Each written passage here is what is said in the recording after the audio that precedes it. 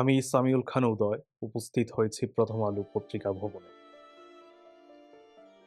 গত 18 ডিসেম্বর 2025 কারওয়ান বাজারে এই ভবনটি সেদিন কেবল একটি ইটের দালান ছিল না, ছিল আগুনের শিখায় বন্দি এক সংবাদপত্র।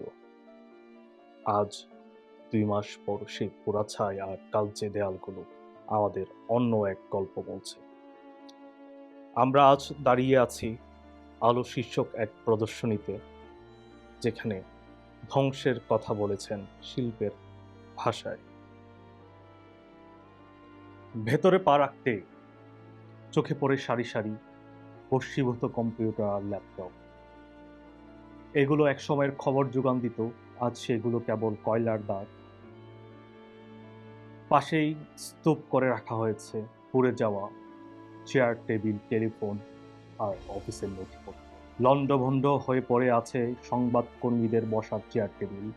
প্রতিটি আসবাবপত্রের কঙ্কাল যেন সেই রাতের তাণ্ডবের জীবন্ত সাক্ষী দিচ্ছে। বাতাসের ঝাপটায় এখনো সেই আগুনের পোড়া গন্ধ নাকে এসে লাগে। কিন্তু শিল্পী মাহবুবুর রহমান এখানে কেবল ধ্বংসের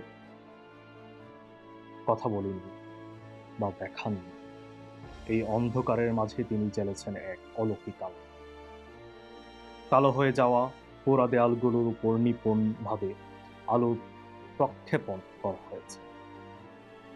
এই লাইট প্রজেকশন আমাদের মনে করিয়ে দেয়, অন্ধকার যতই গভীর হোক, সত্যের আলো ঠিক তার পথ খুঁজে নেয়।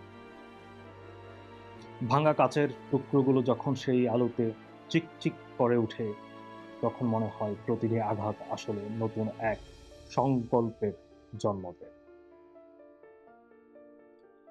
প্রদর্শনীর সবচেয়ে শক্তিশালী দৃশ্যটি ঠিক মাঝখানে। ছাই আর আবর্জনের স্তূপে বুক চিরে জেগে উঠেছে ছোট ছোট সবুজ প্রাণীর স্পন্দন। এই গাছগুলো আমাদের বলছে, কলম থামানো যায়, ভবন পোড়ানো যায়, কিন্তু সৃজনশীলতা আর সাহসের বিনাশ নেই।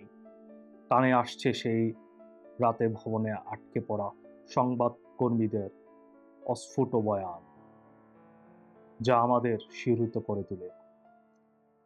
প্রতিটি ধ্বংসস্তূপ আসলে নতুন করে গড়ে ওঠার এক নীরব আহ্বান।